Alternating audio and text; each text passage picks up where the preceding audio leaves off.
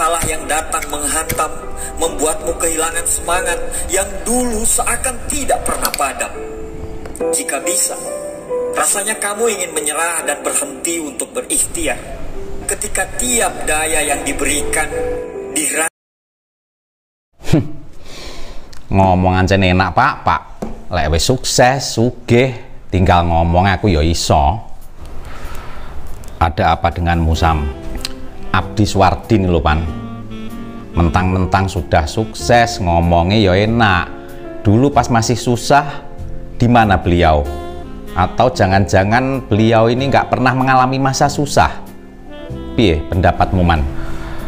Lek nurut paman, ya kowe kuwi sing gateli. Waduh, kok malah aku sing kok hujat Man? Ndarang gateli piye?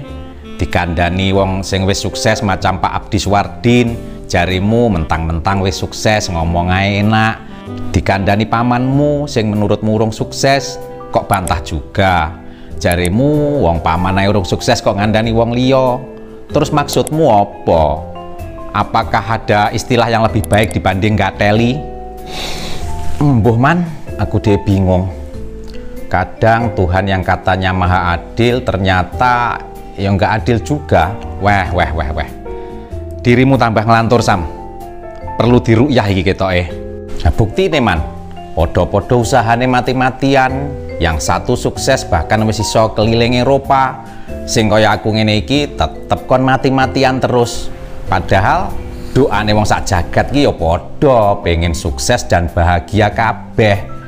Tapi sing dikabulne cuma doane beberapa orang. Stop Sam, berhenti menggugat keadilan Tuhan. Ilmumu belum nyampe. Paman bisa maklum karena umurmu bahkan belum genap 30 tahun. Hanya karena terlalu sering merasa menjadi orang yang paling menderitalah yang membuat kamu terlihat jauh lebih tua dibanding umurmu. Stop Man, ngerti ora? Perkataan paman barusan termasuk sing nambahi penderitaan. Mohon maaf Sam, paman sedikit kilaf. Tapi tolong dengarkan, kali ini paman sangat serius. Kalau kamu melihat orang lain tampak sukses dan bahagia, itu hanya hukum wang sinawang. Kamu hanya fokus ke hal-hal positif yang ada di orang lain.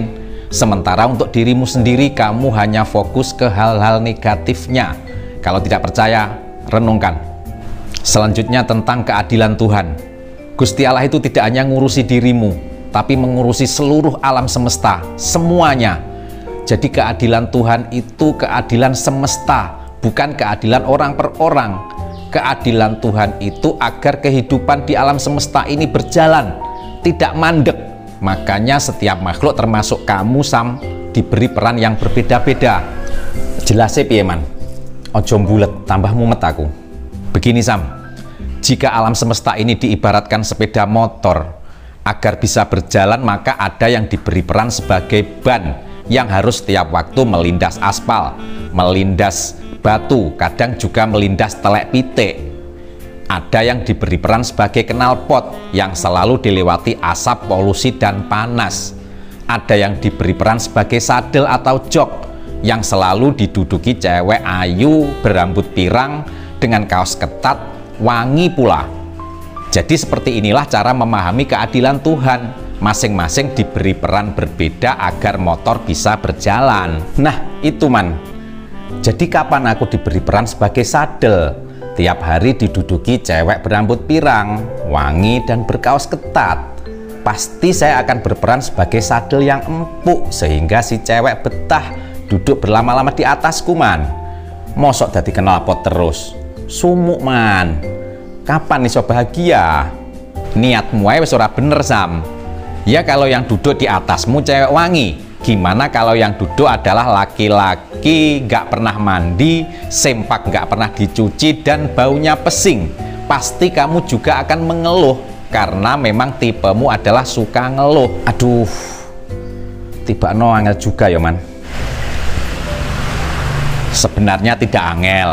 Nah terus kudune piye Man? Yang jadi knalpot, jadilah knalpot yang baik. Suaranya renyah dan enak di telinga. Yang kebagian sadel, jadilah sadel yang empuk siapapun yang duduk di atasnya. Jangan pilih kasih.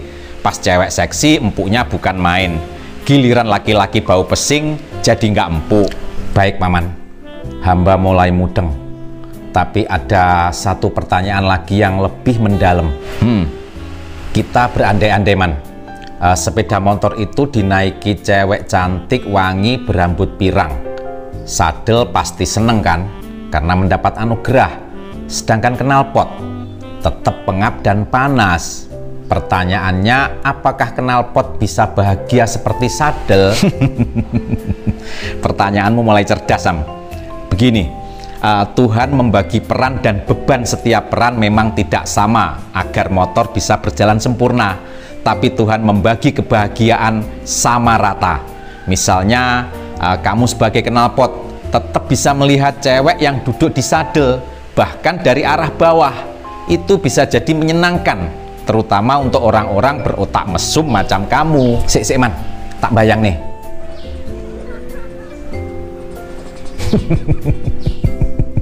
Masuk man.